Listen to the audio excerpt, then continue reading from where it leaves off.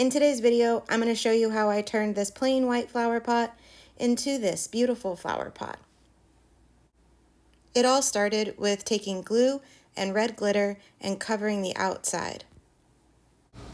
After giving it plenty of time to dry, I found some images on the internet of black and white poppies and put those into my Procreate app and played around with them, moved them around, and got this image for me to trace on the outside of the flower pot and paint. Other ideas I could do with it now that it was red and pretty and sparkly, but I decided no, I'm gonna just stick with my original plan. I saw these poppies on here.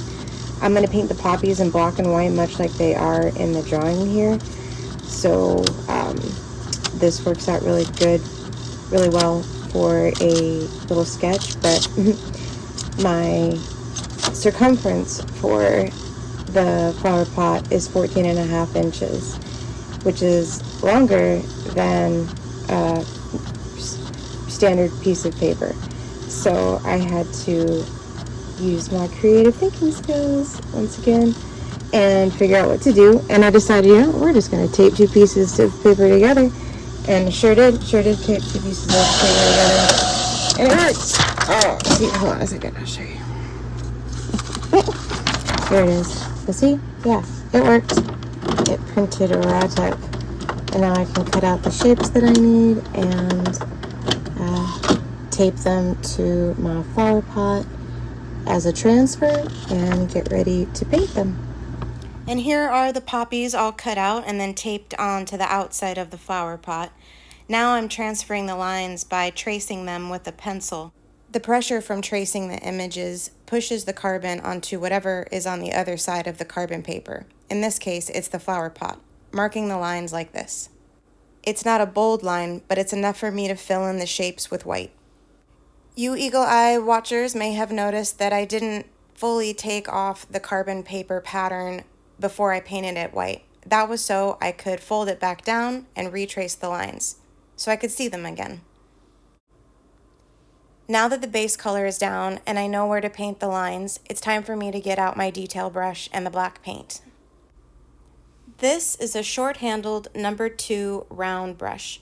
I like using this brush for details because I can get lines that are thin and I can also get lines that are wide just by adjusting the amount of pressure I'm using when I'm painting. This next image shows the difference between the lines made by the carbon paper and what they look like after they've been painted black. Now that they're all painted, it's time to touch up the glitter. This is the same red glitter that I started the project with originally, and that same number 2 round detail brush I like using, but it is a different adhesive. In the original project, I used Elmer's glue, and I learned the hard way that that is not the glue that you want to use when you are trying to put anything on a flower pot. Reason being, when it gets wet, either from being watered or from being in an environment where water is, the glue reactivates, and that causes problems.